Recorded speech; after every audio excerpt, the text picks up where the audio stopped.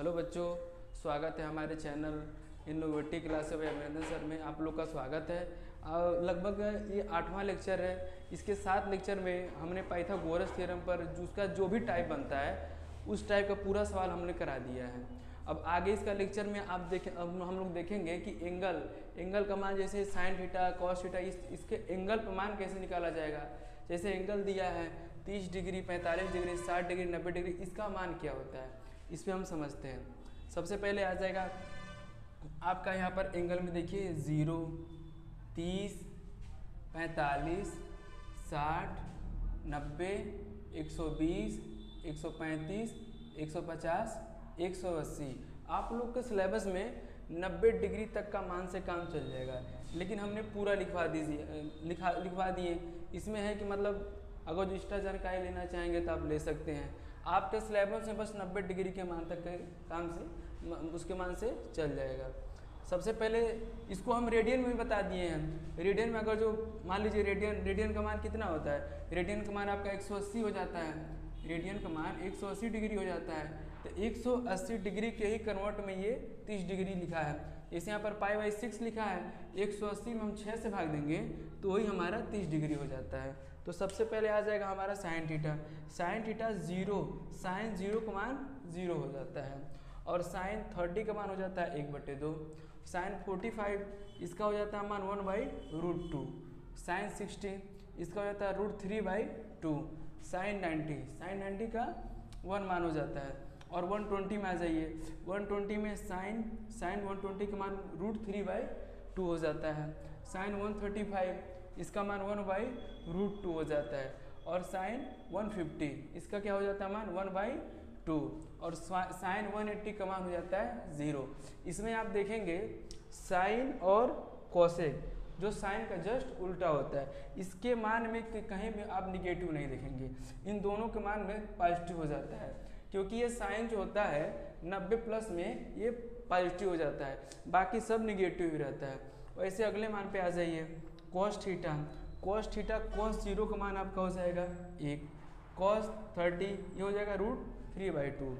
Cos 45 ये हो जाएगा 1/√2।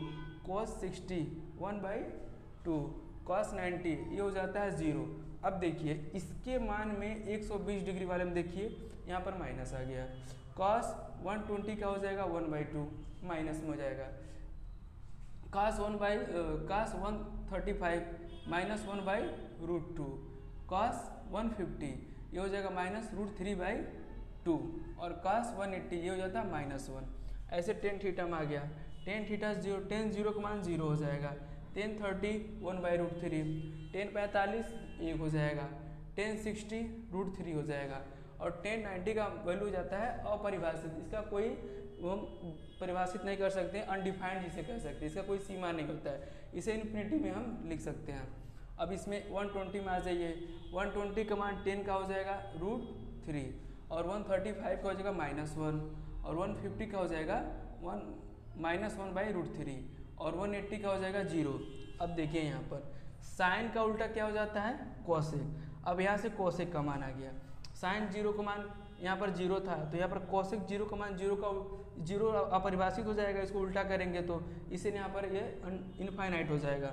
अब यहाँ साइन का मान 1/2 है तो कोसेक का 2 हो जाएगा, क्योंकि इसका विपरीत होता है, ये 2 हो गया। ऐसे कोसेक 45 का वैल्यू √2 हो जाएगा। कोसेक 60 ये हो जाएगा 2/√3। कोसेक 90 हो जाएगा, ये हो जाएगा 1। और 120 में आ जाइए, ये देखिए सब पॉजिटिव नंबर है, तो कोसेक 120 का हो जाएगा 2/√3। और कोसेक 135 ये हो जाएगा √2। कोसेक 150 ये हो जाएगा 2। और ये कोसेक 180 ये जो होगा अनडिफाइंड, जिसे अपरिभाषित कह सकते हैं। अब सेक का आ जाइए, सेक हो जाता है आपका कॉस का उल्टा। सेक 0 का मान 1 हो गया। सेक 30 का मान 2/√3 हो गया। और सेक 45 इसका मान √2 हो गया। सेक 60 ये 2 हो गया। सेक 90 जिसे हम अनडिफाइंड या अपरिभाषित कह सकते हैं। सेक हो जाए, सेक का 120 मान देखिए -2 हो जाएगा। सेक 135 इसका मान हो जाएगा -√2। 150 में आ जाइए, इसका हो जाएगा -2/√3। और सेक 180 का मान हो जाएगा -1। लास्ट में बचता है कॉट। कॉट हो जाता है 10 का उल्टा, ये 10 का उल्टा हो जाता है।